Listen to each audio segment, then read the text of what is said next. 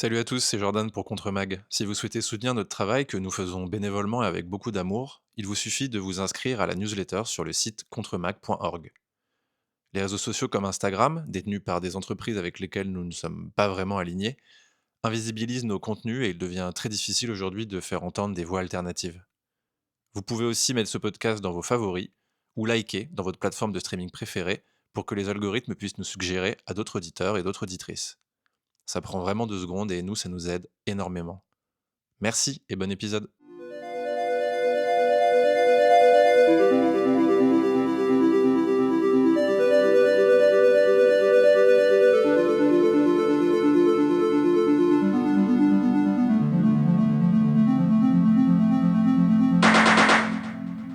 Alors, tu es déjà venu dans un podcast où à la base tu n'intervenais pas en tant qu'expert, mais là on va intervenir sur ton domaine d'expertise puisqu'on va parler des énergies renouvelables.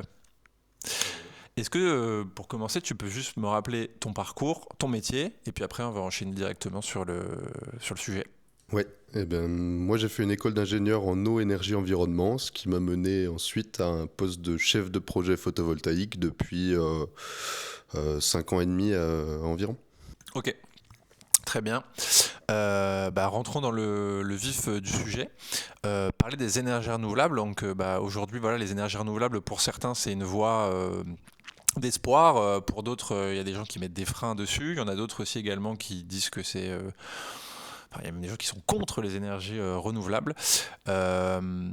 Moi, la première question que je voulais aborder avec toi, c'est que, bon, en tout cas avec Contremag, enfin en tout cas moi plutôt que Contremag, je trouve que les énergies renouvelables sont intéressantes. Le fait est que aujourd'hui, on est dans un système où les énergies renouvelables s'accumulent avec le fossile parce qu'on a toujours de plus en plus de demandes d'énergie.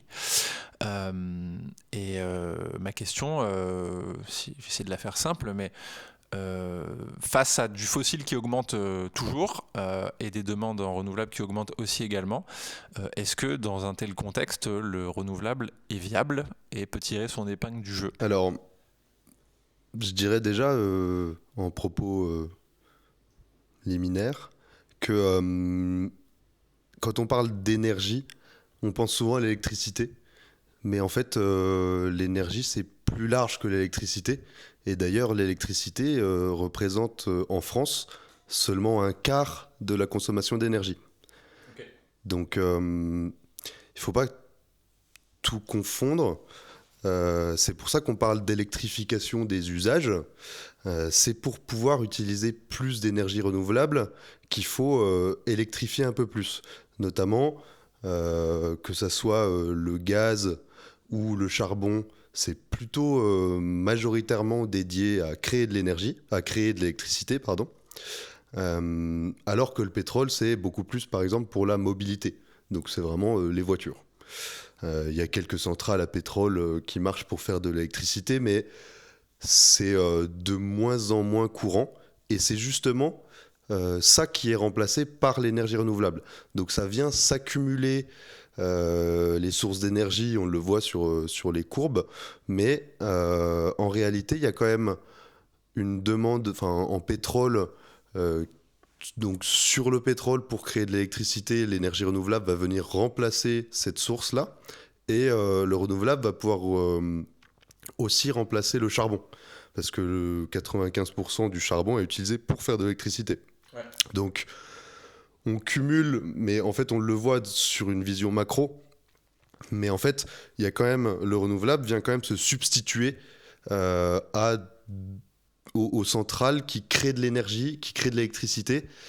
Donc c'est quand même, ça vient se substituer au charbon. Et ça vient se substituer au gaz qui est destiné à faire de l'électricité et au pétrole qui est destiné à faire de l'électricité.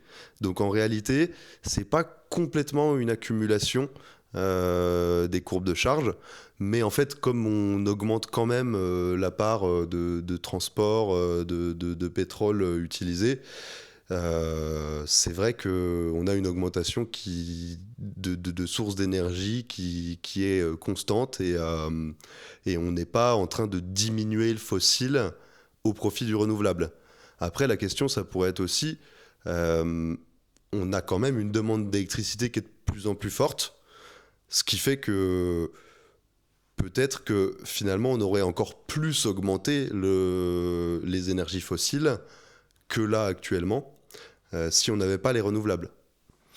Alors peut-être qu'on peut faire un point sur ce qu'est un mix énergétique, parce que là ce que tu es en train de dire, ça dépend aussi beaucoup des pays. Il y a des pays qui vont avoir une électricité plus ou moins propre. Du coup on est obligé d'aborder le nucléaire en France peut-être.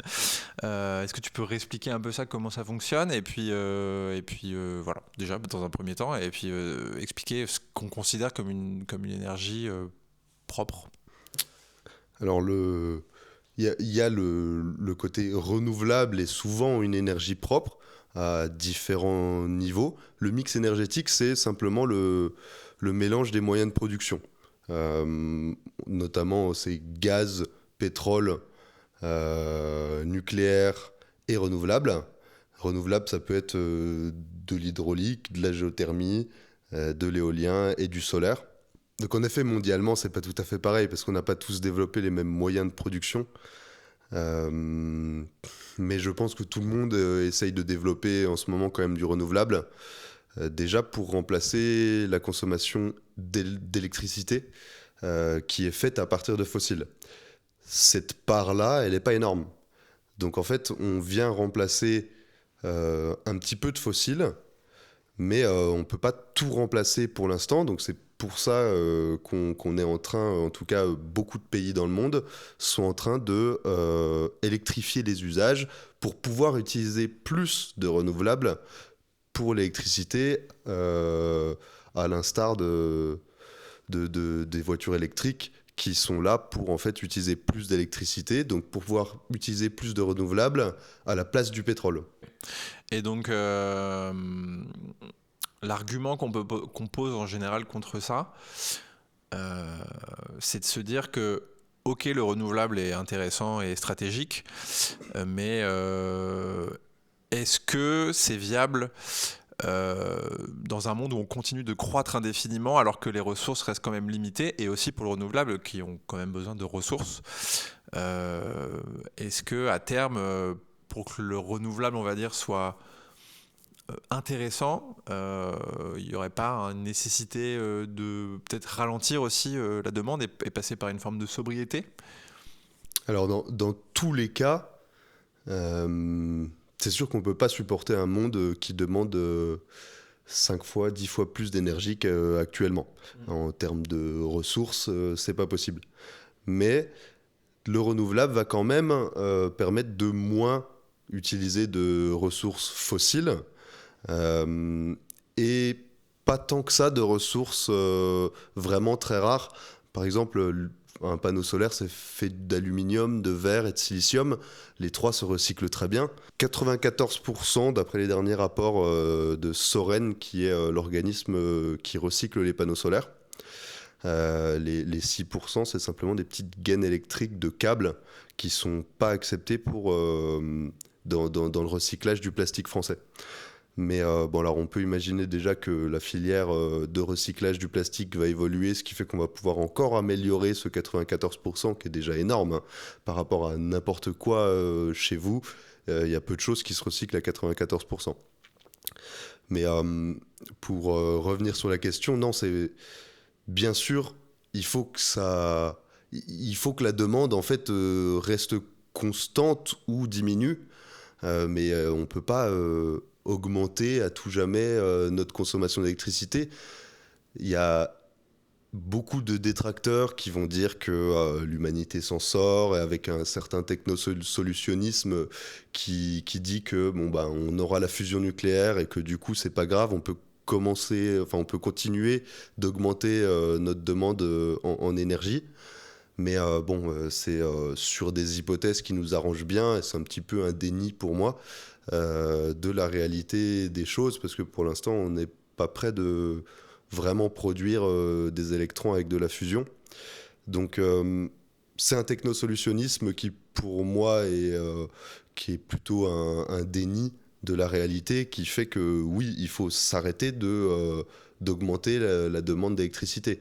D'ailleurs, dans Futur énergétique 2050, qui est un rapport de RTE, qui a été fait il y a quelques années, qui est très intéressant. Il y a au moins 150, 200 scientifiques qui ont bossé dessus pour vraiment étudier comment faire, alors ça concerne la France, mais c'est transposable, comment faire pour avoir une neutralité carbone. Ils misent tous les scénarios qui sont plausibles avec nos moyens de production pour limiter à 3 degrés l'augmentation de la température du réchauffement climatique. Tous les scénarios se basent sur une sobriété. Donc la sobriété est centrale et impossible à contourner. Il va falloir, en plus de développer des moyens de production propres, il va falloir être un peu plus sobre dans notre consommation d'énergie. Alors, ok, mais actuellement, quand on regarde un petit peu ce qui se passe, ne serait-ce que les voitures électriques individuelles qui sont des gros SUV, hein, même si ça pollue moins, hein, mais qu'on est quand même dans des perspectives, c'est des exemples, hein, d'avoir des grosses voitures électriques en permanence qui demandent quand même certaines ressources à extraire, etc. L'intelligence artificielle qui se développe énormément et là on en est, je crois que les milliardaires là sont en train de penser à faire des trucs dans l'espace pour pouvoir fournir. Bon, c'est encore des délires, tu vois, mais qui sont en train d'exploser les demandes énergétiques. Ce que je veux dire, c'est que ce que tu viens de dire, on est pour de la sobriété, mais j'ai l'impression que globalement, dans le monde, on va pas du tout vers la sobriété. Au contraire, on va vers un accroissement de demandes et de ressources toujours plus importantes. Ça vient de problèmes un petit peu plus intrinsèques à notre société actuelle qui est tournée tout le temps vers le progrès. Il faut que le PIB augmente, la croissance. Et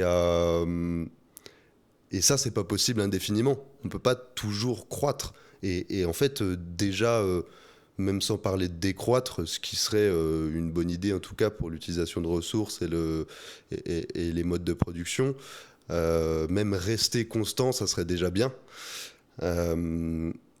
Et en fait, j'ai l'impression qu'il y a une utilisation des énergies renouvelables pour justifier une croissance. Ouais, c'est ça. Mais c'est du greenwashing, ça. On va pas faire des centrales solaires dans l'espace. On en parle beaucoup, mais c'est des gens qui en fait ont envie de justifier leur envie de progrès. Par progrès, justement... on met des guillemets, hein, oui, progrès. Bien sûr. Leur idée du progrès. Leur idée du progrès, de la croissance du PIB, hein, de l'industrialisation et de toujours produire plus. Ouais. Déjà, pourquoi on aurait toujours besoin de produire plus? On est déjà pas mal là. Ouais. Mais j'ai l'impression qu'il y a deux utilisations des énergies renouvelables. Il y a celle qui va justement vers une lutte contre le réchauffement climatique, mais il y a aussi celle qui va vers une justification du progrès, mais qui est pas durable. Clairement, il faut arrêter cette idée de dire si, pas de souci, on va croître parce qu'on aura un peu d'énergie renouvelable. Ça suffit pas. Là, on est déjà sur une base où il faudrait complètement arrêter d'augmenter la production, la consommation surtout, pour pouvoir s'en sortir. Les plus 3 degrés du rapport de futur énergétique 2050,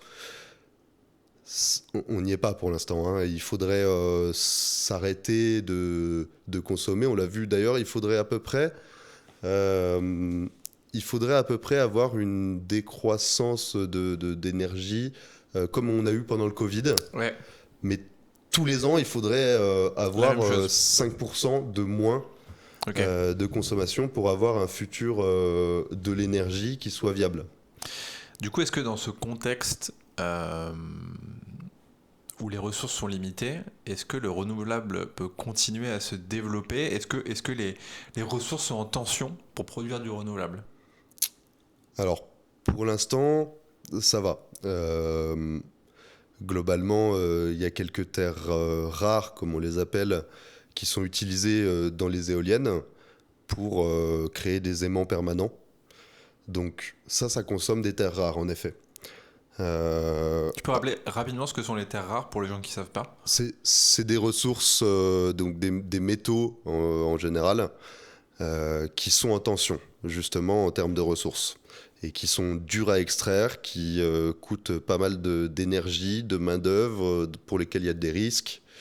Et, euh, et ces terres rares, du coup, sont les ressources en tension dont tu parles. Mais il y en a un petit peu dans les éoliennes.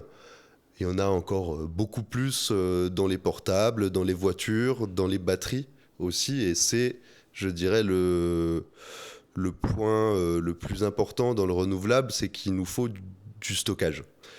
Le renouvelable tout seul produit, alors évidemment de manière un petit peu intermittente, puisque c'est quand il y a du soleil que ça produit, quand il y a du vent que ça produit. Donc il nous faut du stockage. Et ce stockage est bien plus consommateur de terres rares que le moyen de production en soi. Un panneau solaire, en fait, il n'y a pas de terres rares. Le silicium, qui sert à produire les panneaux solaires, c'est le deuxième élément le plus présent sur Terre après l'oxygène. Donc, en fait, on serait OK sur ce côté-là.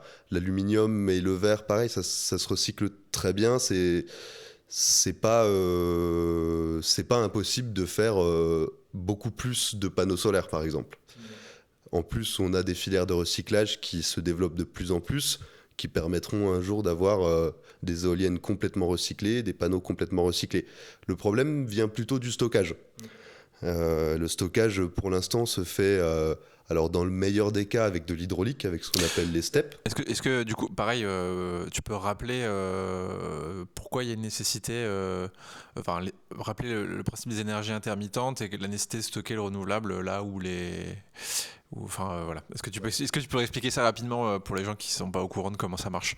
Oui, bien sûr. Donc on a une courbe de charge qui est, une courbe de production d'énergie qui est plutôt tournée notamment avec le solaire autour de midi, plutôt en été, Donc quand il y a beaucoup de soleil. quand il y a beaucoup de soleil. Bon, alors ça marche aussi quand il n'y a pas de soleil, hein. L'hiver ça marche aussi, mais ça marche moins bien. Euh, et de vent pour les éoliennes. Et donc on a besoin d'énergie, nous, majoritairement, le soir à 18-19 heures, quand les gens rentrent chez eux, qui font la cuisine, qu'ils allument leur chauffage, leur télé. Et donc, il faut le solaire qu'on a produit pendant la journée, il faut pouvoir le stocker pour le libérer plus vers ces heures-là. Parce que c'est pas, enfin, il faut que la courbe de production fit à la courbe de consommation. D'où le besoin de stockage.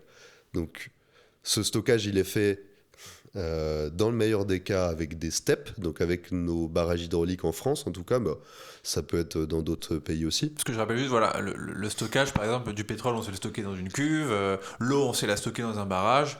Par contre, ce qui est produit avec du solaire ou de l'éolien, c'est-à-dire que c'est l'électricité qui est produite, mais on n'arrive pas à la stocker très longtemps. C'est le problème, on va dire que c'est le problème majeur du renouvelable. C'est ça. Alors, c'est pas trop longtemps, et puis le but, c'est avec le moins de ressources possible. Parce que, par exemple, on développe massivement les batteries au lithium pour faire du stockage, mais ça stocke assez peu d'énergie.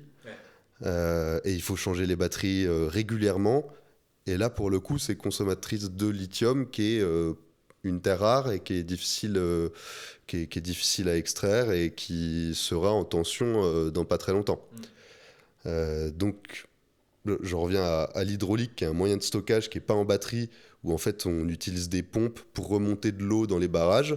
Et quand on en a besoin à 18-19 heures, ben, on renvoie cette eau vers le bas et on turbine tout ça pour avoir de l'électricité. Donc ça, c'est un moyen de stockage qui est le meilleur actuellement, puisque très peu, très peu Cas, consommateur ouais. pour le renouvelable, qui est très peu consommateur d'énergie, de terres rares, très peu émetteur, parce qu'en fait les barrages ils sont déjà là, donc il y a juste à remonter de l'eau dedans pour faire de l'énergie potentielle. Tant qu'il y a de l'eau, j'ai envie de dire. Tant qu'il y a de l'eau, tout à fait. Ouais.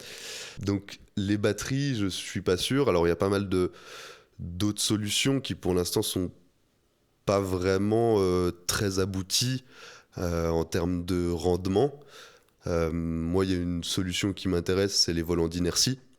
Donc c'est plutôt que de remonter de l'eau dans un barrage, on fait tourner une grosse roue qui a une inertie, qui continue de tourner. Donc on essaye de limiter le côté friction au niveau des axes de roulement pour que ça perde le moins d'énergie possible et que ça continue à tourner ce volant pendant très longtemps.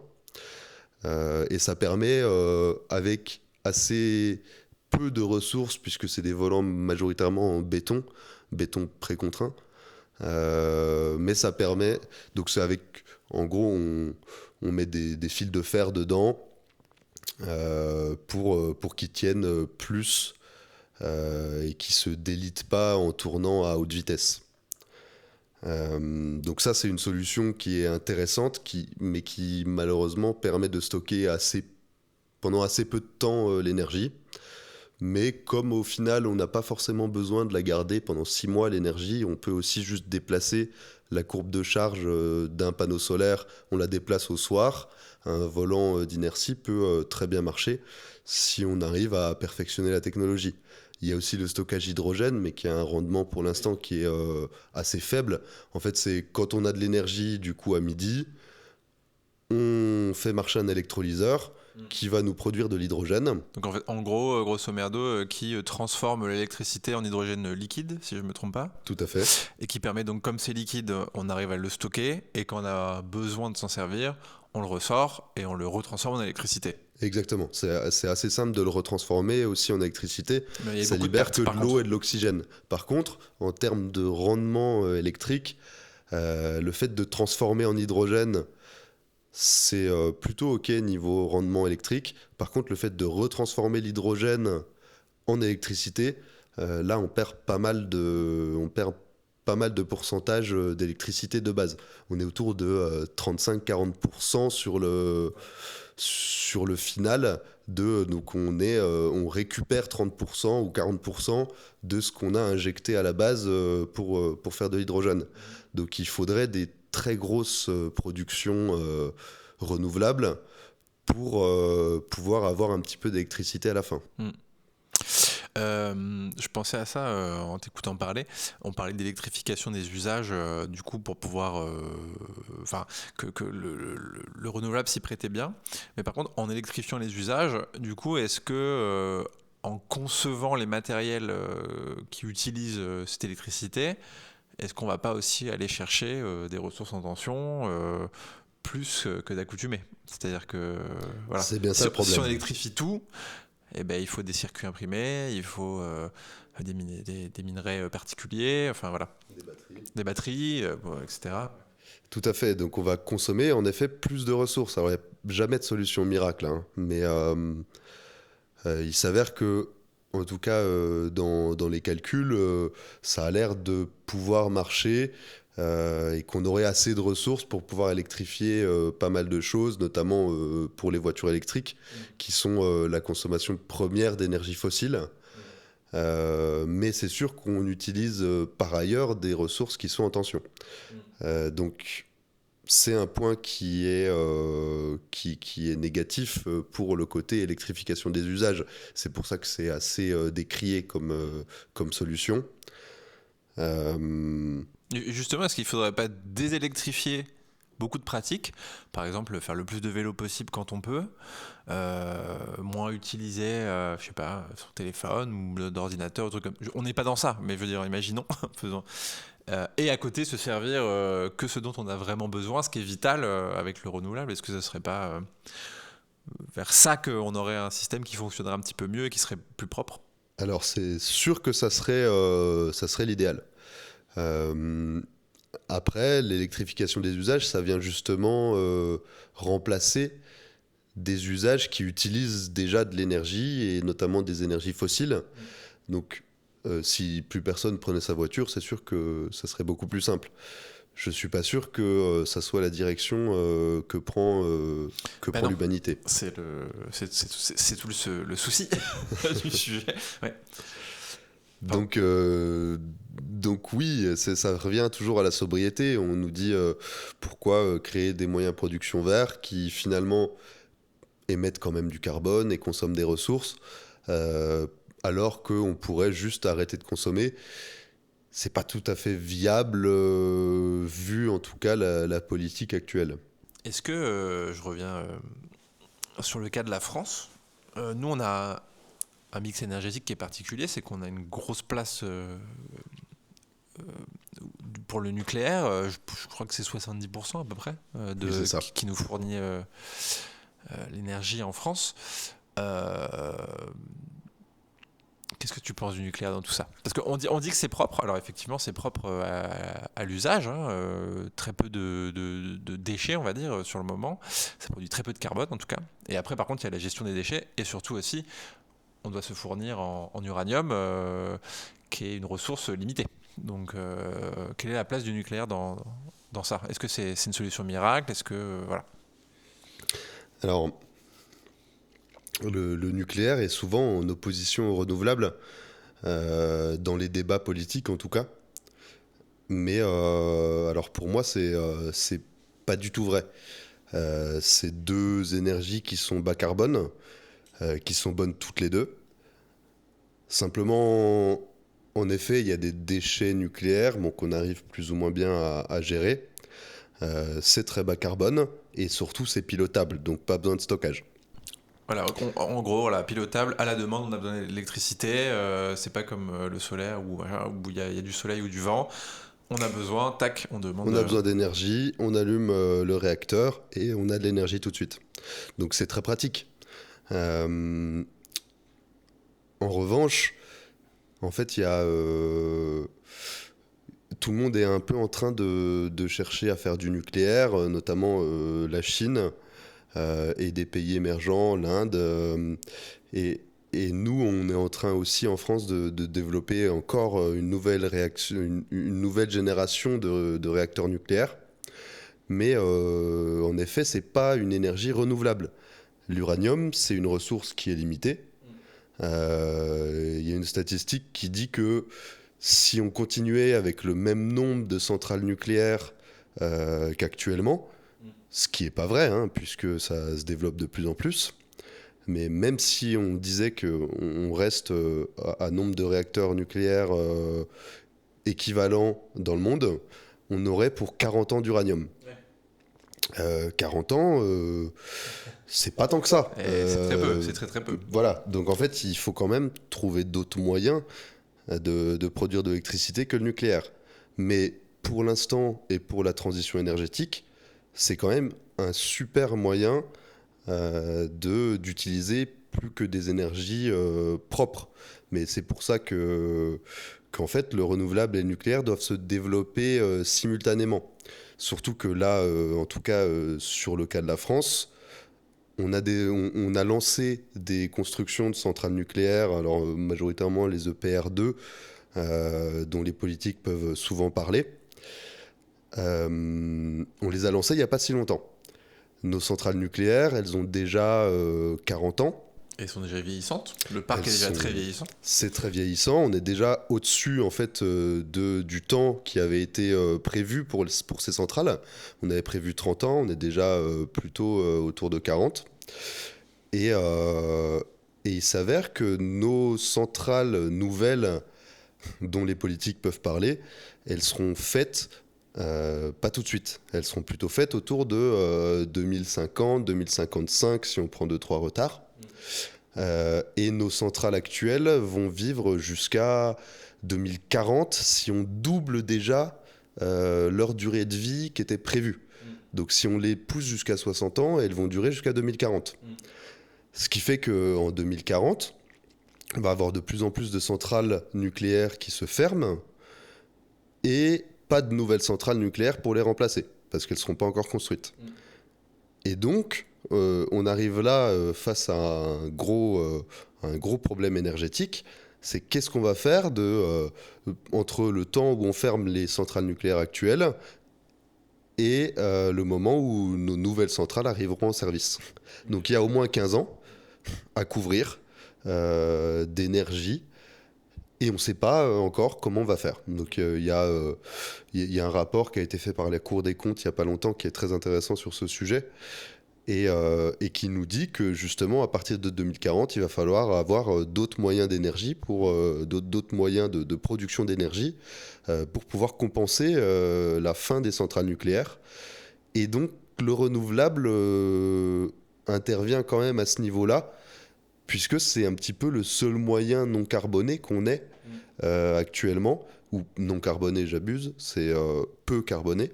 Et sans dépendre aussi d'importation, de Sans gaz ou dépendre de pétrole d'importation, tout à qu'on n'a fait. pas sur notre territoire, Mais grosso modo. surtout qu'en France, on est plus exportateur qu'importateur d'énergie.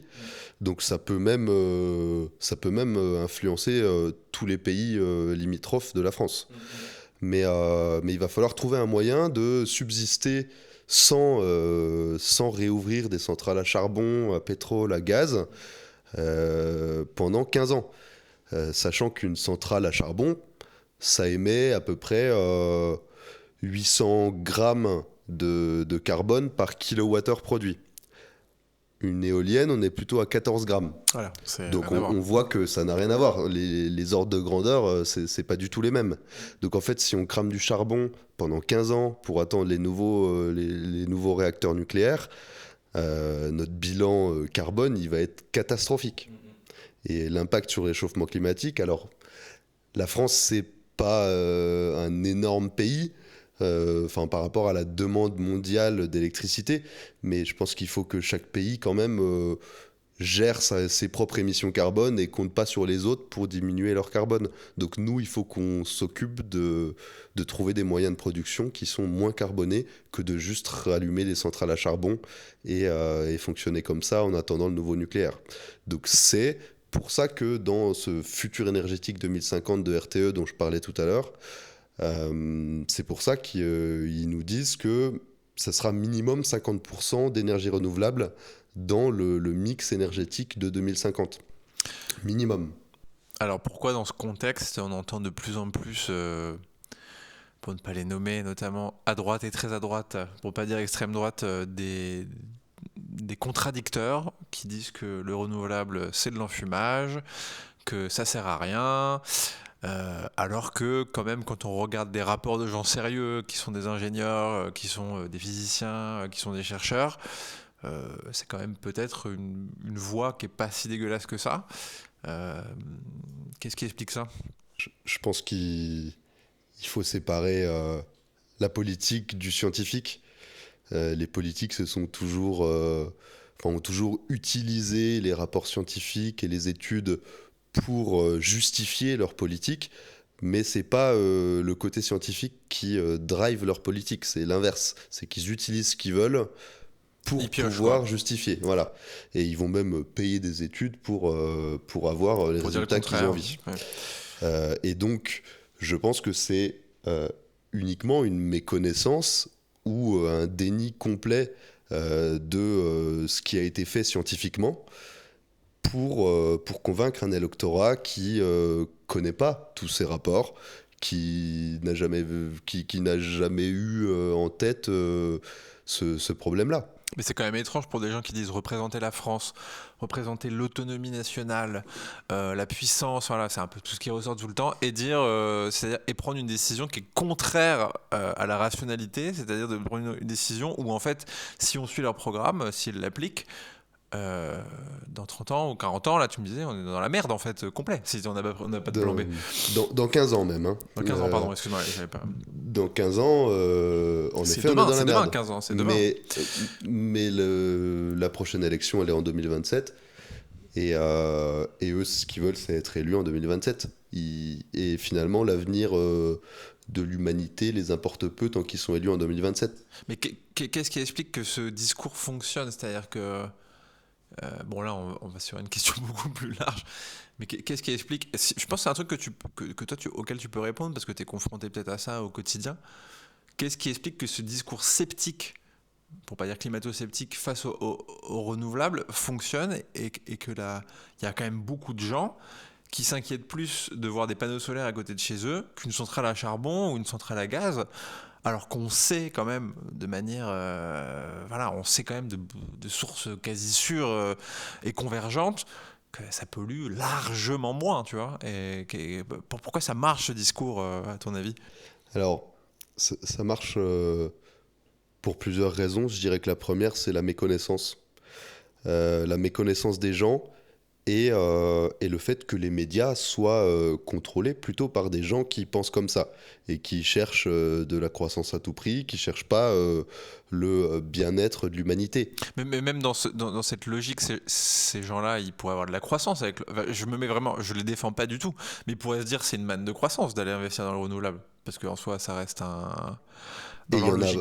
et il y en a pas mal qui l'ont fait. Et c'est pour ça qu'on a eu une belle croissance des renouvelables, c'est parce que c'est en ce moment l'énergie la moins chère. L'énergie solaire, c'est la moins chère, l'énergie, enfin avec l'énergie éolienne et hydraulique, mais on n'a plus trop de possibilités de gros hydrauliques en France en tout cas. Mais c'est l'énergie la moins chère. Donc il y a eu pas mal d'investisseurs qui ont clairement vu ça comme une opportunité de croissance et d'enrichissement personnel. Mais c'est quand même des rentabilités qui sont moins importantes que sur des centrales à charbon, à gaz et sur le pétrole. On est sur des TRI plutôt à 5%, là où le pétrole c'est plutôt 14%. Donc en fait, ils ont juste senti que le vent tournait un peu, que ça allait pas durer forcément, donc ils se sont mis sur le renouvelable en le voyant comme une manière d'enrichissement. Là maintenant, avec une idée que finalement les fossiles c'est pas si déconnant que ça et si foutu surtout en termes d'image, notamment avec Trump qui privilégie ça à fond. Les investisseurs se sont dit tiens, en fait, c'est peut-être pas voué à disparaître complètement, les fossiles, avec deux, trois politiques et propagande médiatique sur le fait que c'est pas si mauvais, ou alors en diabolisant plutôt le camp adverse. Ils se sont dit que finalement, ils peuvent aller chercher leur TRI à plus de 10% plutôt que de prendre des TRI à 5-6% sur du renouvelable. Terry qui veut dire. C'est taux de rentabilité Ok, interne. ouais. Donc on est vraiment sur un. Ouais, ok. Mais tu fais bien la transition sur Trump, parce que je voulais en parler avec toi. On est donc face à Donald Trump, bon, qui est pas, on va dire, une folie près, mais ça en fait partie, qui est donc pour justement relancer au maximum le fossile. Les États-Unis, je pense, ont quand même encore peut-être pas mal de fossiles chez eux, donc effectivement, c'est peut-être une manne financière pour eux. Euh, Par contre, en face, il y a le géant chinois qui, je pense, mondialement est le premier investisseur dans le renouvelable, qui a aussi été peut-être le premier investisseur dans le fossile et qui est peut-être le premier producteur, récemment du coup, mais qui, selon les perspectives, me semble-t-il, fera sa transition en premier, en tout cas en termes de renouvelables, parce ils ont des investissements colossaux. Euh, Comment. Alors déjà, est-ce que ce que dit Trump, il l'applique vraiment? C'est-à-dire, est-ce qu'aux États-Unis, on a complètement lâché le renouvelable? Et si c'est le cas, dans quelques années, est-ce que les États-Unis vont pas être en porte-à-faux complet vis-à-vis de la Chine, qui sera peut-être plus autonome avec des ressources renouvelables beaucoup plus en capacité de fournir l'énergie dont ils ont besoin? Euh, alors la politique de Trump, on l'a vu sur pas mal de sujets, elle se base pas du tout sur des rapports scientifiques et de la logique. Euh, Elle se base sur des a priori et de la bêtise, je dirais. De Je pense qu'il y a une logique la... financière quand même, hein. Je pense qu'il y a il répond quand même à des demandes de lobby financière à qui ça va très bien. En fait, le problème, c'est qu'il s'intéresse pas du tout euh, au réchauffement climatique. Donc c'est sûr que c'est plus simple de se développer quand tu occultes complètement cette partie-là. Lui, c'est plus simple. Il dit que ça n'existe pas. Et à ce compte-là, c'est sûr que le pétrole, c'est là que enfin, ça crée le plus de richesses, comme j'ai dit, avec des TRI bien plus importants. Et comme ils ont développé quand même pas mal de moyens d'extraction, de forage, ils ont quand même pas mal de pétrole et surtout un moyen d'en avoir encore plus à court terme. Donc la Chine, en fait, qui développe les énergies renouvelables, C'est une super chose, en tout cas parce qu'ils prennent le côté transition énergétique. Alors après, tu disais que c'était les premiers. En réalité, c'est plutôt l'Europe. Tout vient de l'Europe au niveau énergie renouvelable. Et en montrant qu'en Europe, nous, on souhaite vraiment développer ce côté-là, la Chine s'est mise aussi fortement au renouvelable. En tout cas, ils se sont mis déjà à créer des moyens de production de panneaux, des panneaux solaires ils ont des super usines de panneaux solaires. Et en fait, on leur demande de plus en plus des panneaux solaires, mais ça demande quand même pas mal d'énergie pour en créer un. Et en tout cas, toute l'Europe leur demande des panneaux solaires qui ont été créés avec de l'énergie décarbonée. D'accord. Et donc, en fait, pour soutenir leur industrialisation liée aux renouvelables, ils se sont mis à développer pas mal de renouvelables, mais presque pour Pour accéder à répondre, une demande de l'Europe. pour répondre à Euh, la création de renouvelables, enfin de matériel permettant de créer du Voilà, renouvelable. Ouais. bas carbone, Ouais. que l'Europe demandait. Donc c'est pas la raison, enfin c'est une des raisons, mais ça a été une raison qui a été clairement politiquement, qui a poussé la Chine à développer beaucoup de renouvelables. Mais c'est sûr que c'est un peu plus compliqué, il faut se poser un peu plus de questions que juste avoir du pétrole et le cramer quand on veut. Donc en fait, c'est plus simple de fonctionner avec des fossiles. Euh, la Chine prenne peut-être un peu plus en compte ce sujet d'émissions carbone que les États-Unis de Trump. Alors, même au-delà de prendre en compte les émissions carbone, je ne sais pas si la Chine est forcément soucieuse de ça. Est-ce que c'est pas aussi une stratégie à plus long terme que Trump euh, d'être moins dépendant énergétiquement de ressources qui sont limitées? C'est une stratégie. Après, Trump, ce qu'il défend, c'est que finalement, on n'a pas exploité toutes les ressources, tous les gisements. C'est pour ça qu'il essaye d'annexer le Groenland, parce qu'il se dit qu'il y a quand même pas mal de pétrole là-dessous et que ça va pouvoir tenir plus longtemps. Donc c'est une politique à plus court terme, en effet, que la politique chinoise. Ce qui est intéressant enfin, ce qui est bête de la part des États-Unis de Trump, c'est que justement, t'en parlais avec le développement de l'IA. Ouais. En fait, ils ont d'énormes data centers qui doivent alimenter avec pas mal d'électricité pour refroidir. Ce refroidissement, il consomme énormément d'énergie et il consomme de l'énergie quand il fait le plus chaud. Ouais. Donc en fait, en été, à midi. Donc ce qui correspond parfaitement à la courbe de charge du solaire. Donc c'est assez idiot de ne pas faire de solaire parce que c'est d'une part moins cher et ça correspond parfaitement en tout cas à la projection d'augmentation de consommation d'énergie. Mais du coup, est-ce que tu sais si aux États-Unis, entre ce qu'il dit et ce qui s'applique vraiment, est-ce que les États-Unis ont vraiment désinvesti massivement dans le renouvelable, ou est-ce que c'est juste politique, ils blablatent et en fait derrière quand même les États-Unis restent continuent d'investir dans le renouvelable en parallèle du fossile? Alors malheureusement, j'ai pas les chiffres, mais ils stagnent plus. Ok. En effet, ils ont vraiment ralenti la croissance du renouvelable. Ça reste toujours un petit peu là quand même, notamment quand c'est associé avec des projets industriels et que ça vient de la part des industriels qui disent mais non, nous, il nous faut ce renouvelable parce que c'est moins cher. Ouais. Donc ça baisse nos moyens de production. Enfin, ça baisse le coût de nos matières finales et de notre produit final. Mais il n'y a que dans ce cas où c'est développé. C'est pas une stratégie d'électrification de tous les États-Unis. Ça vient d'un industriel qui dit qu'il en a besoin et là c'est OK. Mais la stratégie globale a quand même vraiment ralenti le côté énergie renouvelable. Ok, ok. Ben, je trouve qu'on a bien fait le tour déjà.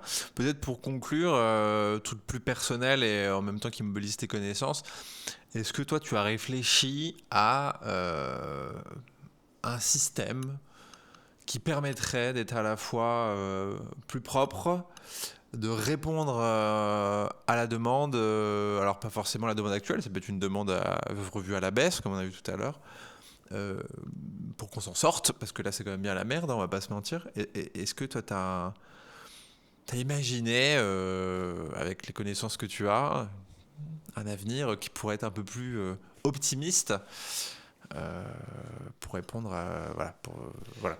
J'ai- J'aimerais beaucoup te répondre que j'ai un plan parfait. Personne n'en a, hein, mais À voilà. ce compte-là, je serais certainement élu ministre de l'énergie. Tu sais on élit pas les plus brillants d'entre nous, j'ai l'impression.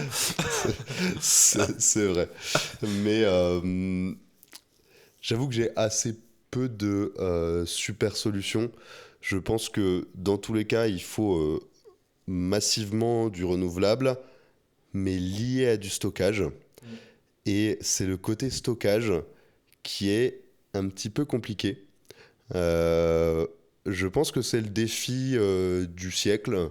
Ça va être de savoir comment stocker cette énergie pour pouvoir la libérer à d'autres moments et qui va permettre justement de réduire nos émissions carbone et d'accéder aux, aux demandes de la lutte contre le réchauffement climatique. Donc le but, je dirais, c'est déjà de produire assez d'énergie parce que alors, pour l'instant, on est quand même, c'est vraiment en marge la production d'énergie renouvelable.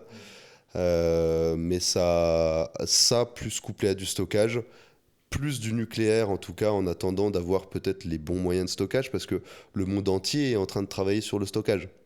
Je doute pas que dans 10 ans, nos moyens de stockage seront largement meilleurs que ce qu'ils sont actuellement, vu que toute la communauté scientifique se penche sur le sujet. Il y a déjà pas mal de choses qui sont en train de se faire, mais je dirais que nucléaire plus énergie renouvelable couplé à du stockage, lié en plus en fait à une sobriété et surtout à un déplacement de notre courbe de consommation. Il y a, euh, il y a pas mal de solutions pour déplacer notre courbe de consommation et, euh, et je pense qu'il faut que les gens se rendent compte que c'est un enjeu majeur et qu'il faut arrêter de juste avoir l'impression qu'on appuie sur notre interrupteur C'est pas et tout magique. marche. C'est C'est pas pas magique magique. du tout. Il va falloir changer un petit peu nos habitudes. Et simplement, un petit point qui est intéressant, c'est que le solaire et l'éolien sont extrêmement complémentaires. Quand le solaire produit, l'éolien produit pas beaucoup. Et quand le solaire ne produit pas, l'éolien produit beaucoup. L'éolien, en tout cas, donc c'est pas lié directement au vent que vous ressentez, parce que c'est des éoliennes qui sont maintenant jusqu'à 200 mètres de haut. Et à 200 mètres de haut, à partir de la tombée de la nuit, le vent est beaucoup plus constant et beaucoup plus fort. Et en hiver, c'est encore plus le cas. Donc, ce qui fait que quand on cumule la courbe de production du solaire et la courbe de production de l'éolien, on a, si on met dans les bonnes proportions ces deux énergies, on a une courbe qui est, à part quelques, je dirais, dizaines de jours dans l'année, voire cinquantaine de jours dans l'année, on a quelque chose qui est vraiment presque constant. Et ça, c'est très intéressant. Donc, couplé à quelques énergies de pointe, comme on peut les appeler, qui vont être plus pilotables pour quand on a vraiment plus besoin d'énergie. Je pense que le cumul éolien, solaire, plus l'hydraulique, par exemple, peut être une solution de pointe. Mais bon, on n'a pas assez de capacité hydraulique pour gérer ça. Mais le nucléaire peut faire le travail, en tout cas pendant quelques années. Peut-être une transition. Peut être une transition vers une autre solution de pointe. Mais c'est un moyen qui me semble très, très acceptable et intéressant, ce cumul dans les bonnes proportions de solaire et d'éolien. Et bien sûr, couplé à de la décroissance finalement. Et Il faut qu'on couplé bien sûr consomme à de la beaucoup moins en fait. décroissance et de la conscientisation de l'utilisation de l'énergie et donc du déplacement de notre consommation. Exactement. Bah, alors, ces périodes de Noël, voilà, où on nous pousse toujours à consommer plus, je pense que il va falloir réfléchir sérieusement. Bon, individuellement, je pense que ça se fait déjà, mais politiquement, à peut-être consommer beaucoup moins pour pouvoir avoir une solution viable, comme tu l'as proposé, qui me semble quand même très intéressante. Bah, je pense qu'on peut conclure sur ça. C'est quand même plutôt cool. Ouais, alors je voudrais simplement parler Ouais. quand même de euh, du coup cette utilisation plus intelligente de l'énergie. Euh, Moi, j'avais j'avais regardé un petit peu du côté des communautés d'énergie. Donc c'est en fait vraiment savoir quand est-ce que les moyens de production sont en marche autour de chez soi.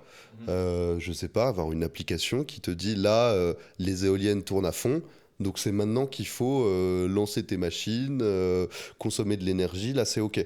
Et à un moment où ben, rien ne produit autour de toi, faire plus attention à ta consommation d'énergie. Ouais. Donc je dirais que c'est une utilisation aussi plus intelligente de l'énergie et plus liée à la production. Et je me rappelle, chez mes parents, on avait je me rappelle, je sais pas si ça existe toujours, on avait des moments où l'électricité était beaucoup plus chère, c'est-à-dire que du coup mes parents faisaient les machines à laver la nuit ou laissaient tourner certaines choses la nuit parce que EDF augmentait le prix à certaines périodes où il y avait moins de disponibilité d'électricité et quand c'était pas cher du tout, du coup ils lançaient les trucs dont on avait besoin. Ça existe toujours et Ouais, ça c'est existe un toujours. des moyens, ouais, c'est les tarifs heure creuse, heure pleine. Ok, d'accord. Ça existe toujours et c'est très intéressant pour déplacer la consommation. Je pense que tout passe un petit peu soit par du politique, soit par de l'économique. Et oui, il faut s'organiser Pour, collectivement, c'est ça le voilà, problème. pour pouvoir, et pas que sur l'intelligence et la bonne pensée des gens éthiques. Je pense que le côté économique justement de ce tarif heure creuse, heure pleine marche bien. J'aimerais que ça soit encore plus développé et moins statique sur des heures très délimitées, mais vraiment plus en lien avec la production autour de nous et la production majoritairement renouvelable. Ok, eh ben merci beaucoup. En attendant les changements politiques structurels qui nous permettront une véritable transition écologique, vous pouvez toujours vous abonner à contremac.org, à notre newsletter, en ne passant pas par Instagram parce qu'on essaie de ne plus y aller pour qu'on ait directement les abonnés qui reçoivent directement les podcasts et les articles par mail parce que les algorithmes invisibilisent beaucoup ce genre de contenu et vous êtes de plus en plus donc c'est quand même plutôt cool. Romain, merci. Eh bien, merci Jordan. C'est très radio, hein, cette fin, tu sais, il faut que je fasse ma com.